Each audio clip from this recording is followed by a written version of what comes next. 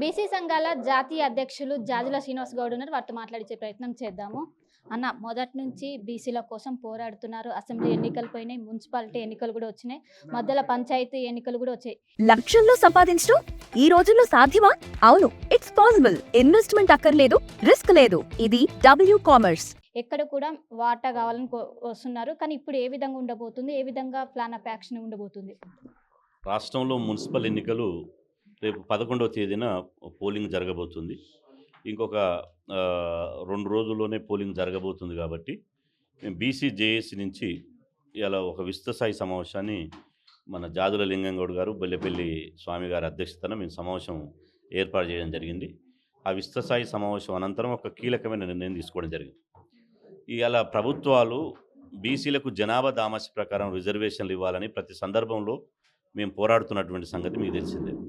కానీ ప్రభుత్వాలు మా జనాభా దామాష ప్రకారం చట్టబద్ధమైనటువంటి వాటా ఇవ్వడానికి నిరాకరిస్తున్నాయి. కాబట్టి ఇలాంటి సమయంలో మరి ఏం చేయాలి?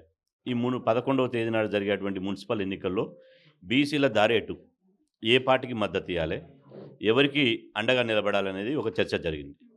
ప్రధానంగా జేఏసీలో ఏకాభిప్రాయం, ఏకవాక్య తీర్మానం ఏంటంటే పార్టీలకు అతీతంగా జెండాలను పక్కన పెట్టి ఇవాళ ఓటు మనదే, సీటు మనదే, మేమెంతో మాకంతా, బీసీల ఓట్లు బీసీలకే వేయాలనే ఒక నిర్ణయాన్ని ఇవాళ తీసుకోవడం జరిగింది. ఈ నిర్ణయం వల్ల ఇవాళ జనరల్ స్థానాల్లో నిలబడేటువంటి బీసీలను గెలిపించుకోవడం ద్వారా బీసీలు జనాభా దామాష ప్రకారం ఇవాళ సీట్లు సాధించగలుగుతాం. గ్రామ పంచాయతీ ఎన్నికలు కూడా మీరు మొన్న చూశారు. గ్రామ పంచాయతీ ఎన్నికల్లో ప్రభుత్వాలు 17% బీసీలకు రిజర్వేషన్లు ఇచ్చి అన్యాయం చేసినాయి.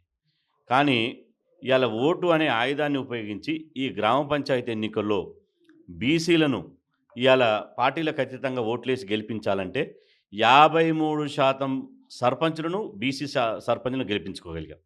ఇప్పుడు కూడా ఇవాళ పార్టీలకు అతీతంగా 11వ తేదీన జరిగేటువంటి ఎన్నికల్లో పార్టీలకు అతీతంగా బీసీ బిడ్డలను గెలిపించుకొని బీసీల రాజకీయ చైతన్యాన్ని, బీసీల సామాజిక ఐక్యతను చాటి చెప్పాలని చెప్పి మేము పిలుపునిస్తున్నాం. ఇవాళ చాలామందికి ఒక అపోహ ఏంటంటే అది పటాపంచలైపోయింది. ఎందుకంటే గెలుపు గుర్రాలు అంటే పలానా వాళ్ళని, గెలుపు గుర్రాలు బీసీలే. ఇవాళ ఓటు మాదైనప్పుడు, ఓటు 60% జనాభా ఓటు బీసీలదైనప్పుడు ఇవాళ సీటు అగ్రకులాలది ఎట్లయితుంది? కాబట్టి 60% ఓటు మాదైనప్పుడు 60% సీట్లు మాకు కావాలి.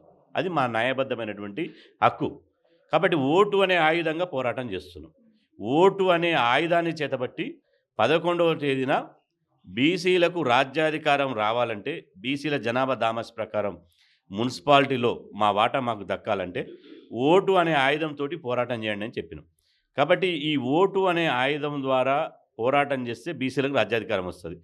ఇలా జనరల్ స్థానాలంటే రెడ్డి రావులు కావు. జనరల్ స్థానాలు అనగానే రెడ్డి రావులు అయిన రెడ్డి రావులు 10% ఉన్నారు, అగ్రకులాలు 10% ఉన్నారు.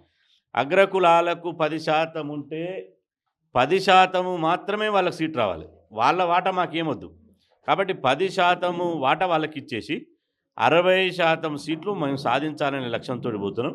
కాబట్టి తెలంగాణ రాష్ట్రంలో ఉన్నటువంటి సమస్త బీసీ సమాజానికి మేము విజ్ఞప్తి చేస్తున్నాం.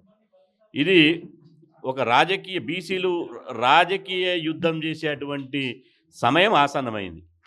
ఈ రాజకీయ యుద్ధాన్ని మొదలుపెట్టాలి. రాజకీయ యుద్ధం ఇప్పుడు 11వ తారీఖు నాడు ఉంది. ఈ 11వ తారీఖు నాడు బీసీల ఐక్యతను ఓటు ద్వారా ఇవాళ బీసీ బిడ్డలకు ఇవ్వగలిగితే 100% బీసీలు 60% సీట్లు బీసీలకు కైవసం చేసుకుంటారు.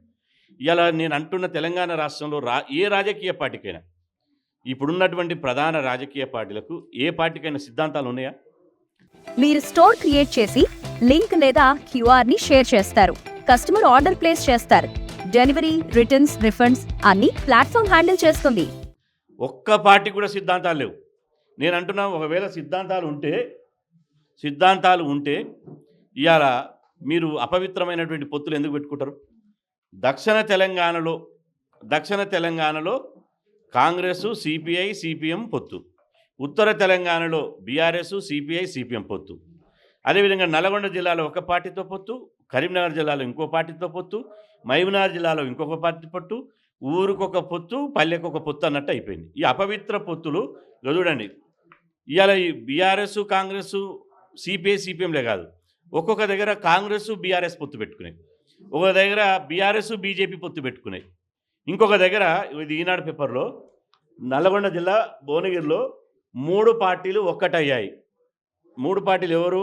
కాంగ్రెస్, బీజేపీ, బీఆర్ఎస్ 3 పార్టీలు పొత్తు పెట్టుకున్నాయట. చివరికి ఎంత దశకొచ్చినంటే 3 పార్టీలు ఏదైతే రాజకీయంగా కత్తులు దూసుకుంటారో, ఎవరైతే మేము వాళ్ళు సిబిఐని పట్టిస్తానేవాడు, వాడు స్కామ్ చేసిననేవారు, వాళ్ళు ఇది చేసిననేవాళ్ళు, కత్తులు దూసుకుంటున్నటువంటి రాజకీయంగా వైరం ఉన్నటువంటి వాళ్ళు చీకటి ఒప్పందాలు చేసుకుని కుట్రలతోటి రహస్య ఒప్పందాలతోటి ఒక్కటైనప్పుడు బీసీలు ఎందుకు ఒక్కటి కావద్దు? ఇవాళ పొత్తు జరగాల్సింది పార్టీల మధ్యన కాదు, పొత్తు జరగాల్సింది బీసీ కులాల మధ్యన జరగాలి. పొత్తు జరగాల్సింది బీసీ, ఎస్సీ, ఎస్టీ, మైనార్టీల మధ్యన జరగాలి పొత్తు. అంటే బీసీలతో ఐక్యత లేదా బీసీలో? బీసీలు ఐక్యత ఉన్నందుకే జూబ్లీహిల్స్ ఎన్నికల్లో ఒక బీసీ అభ్యర్థిని, 2 అగ్రకుల అభ్యర్థులు నిలబెడితే ఒక బీసీ బిడ్డను గెలిపించాం. బీసీల ఐక్యత ఉన్నందుకే మన సర్పంచ్ ఎన్నికల్లో 17%కే వీళ్ళని బీసీలను రాజకీయంగా అణచివేయాలని కుట్ర చేస్తే 53% సర్పంచ్లను గెలిపించాం. ఇప్పుడు బీసీల ఐక్యత ఉంది కాబట్టి మీరు చూడండి 60% బీసీ బిడ్డలను రేపు గెలిపించుకోబోతున్నాం. కాబట్టి మా బీసీ సమాజాన్ని మేము అప్రమత్తం చేస్తున్నాం. పొరపాటునో గ్రహపాటునో దయచేసి పార్టీలను చూసి ఓటేయొద్దు. ఆ పార్టీలు మన పార్టీలు కావు, అవన్నీ 100% అగ్రకుల పార్టీలు. ఏ పార్టీలో ఉన్నది చూడొద్దు. వాళ్ళు కాంగ్రెస్లు ఉన్నారా, బీజేపీలు ఉన్నారా, బీఆర్ఎస్లు ఉన్నారా, సిపిఐలు ఉన్నారా, సిపిఎంలు ఉన్నారా, ఇంకో పార్టీలు ఉన్నారా, ఈక పార్టీలు ఉన్నారా, తోక పార్టీలు ఉన్నారా అని చూడొద్దు. బీసీ బిడ్డ నిలబడ్డా లేదా, జనరల్ స్థానాలు నిలబడ్డా లేదా చూడండి. జనరల్ స్థానాలను నిలబడ్డటువంటి బీసీ బిడ్డలను ఇవాళ తమ బీసీల ఓటు బీసీల వేసుకోవడం ద్వారా గెలిపిస్తే ఇవాళ గ్రామ పునాదులలో సర్పంచులను గెలిపించి గ్రామీణ ప్రాంతాల్లో బీసీ రాజ్యానికి పునాదులు వేసాం. ఇప్పుడు పట్టణ ప్రాంతాల్లో బీసీలను గెలిపించి పట్టణాల్లో బీసీలకు రాజ్యాధికారానికి పునాదులు వేస్తున్నాం. పల్లెలు పట్టణాలు ఒకటైతే రేపు బీసీలకు రాజ్యాధికారం ముఖ్యమంత్రి పీఠం మాదే అవుతుంది, గోల్కొండ కోట మాదే అవుతుంది.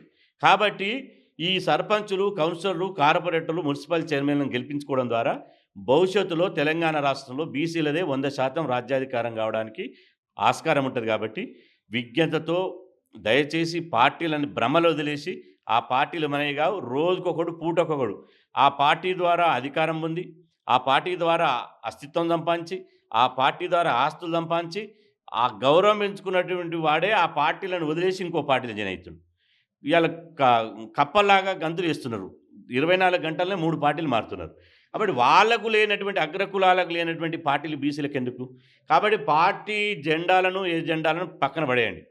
బీసీ ఎజెండే ముఖ్యం. బీసీ బిడ్డలను గెలిపించుకోవడం ద్వారా బీసీల తలరాత మారుతుంది, బీసీల ఆత్మగౌరవం పెరుగుతుంది, పాలితులుగా ఉన్నటువంటి బీసీలు పాలకులుగా మారుతారు. మేము ఖచ్చితంగా ఇప్పటికే మా శ్రేణులన్నీ జనరల్ స్థానాల్లో ఉన్నటువంటి బీసీ బిడ్డలను గెలిపించుకోవాలనే ప్రయత్నానికి ఇప్పటికే ప్రచారాన్ని మొదలుపెట్టాం. రేపు ఎల్లుండి 2 రోజులు రాష్ట్రంలో మేము సుడిగాలి పర్యటన చేపడుతున్నాం. ఖచ్చితంగా బీసీలను మా జనాభా దామాష ప్రకారం గెలిపించుకోవడమే లక్ష్యంగా మేము ముందుకు సాగుతాం. సో మొత్తం మీద మున్సిపాలిటీ ఎన్నికల్లో పార్టీ ఎజెండా కాకుండా బీసీ ఎజెండాగా ముందుకెళ్ళాలి. బీసీ అభ్యర్థులను చూసి ప్రతి ఒక్కరు కూడా ఓట్లు వేయాలి. బీసీకి సంబంధించిన అందరూ కూడా ఐక్యతగా ఉన్నారు. ముందు వీళ్ళకి సంబంధించి మొత్తం కూడా విస్తరింప చేస్తాము. మొత్తం ఎక్కడెక్కడ బీసీ నిలబడ్డారో వాళ్ళందరూ కూడా గెలిపించుకునే బాధ్యత మనదే అంటూ కూడా బీసీ సంఘాల జాతీయ అధ్యక్షులు జాజుల శ్రీనివాస్ గౌడ్ అయితే చెప్తున్నారు. కెనపర్సన్ విజయ్తో కలిసి శిల్ప RTV హైదరాబాద్. లక్షల్లో సంపాదించడం ఈ రోజుల్లో సాధ్యమా? అవును, ఇట్స్ పాసిబుల్. ఇన్వెస్ట్మెంట్ అక్కర్లేదు, రిస్క్ లేదు. ఇది W కామర్స్.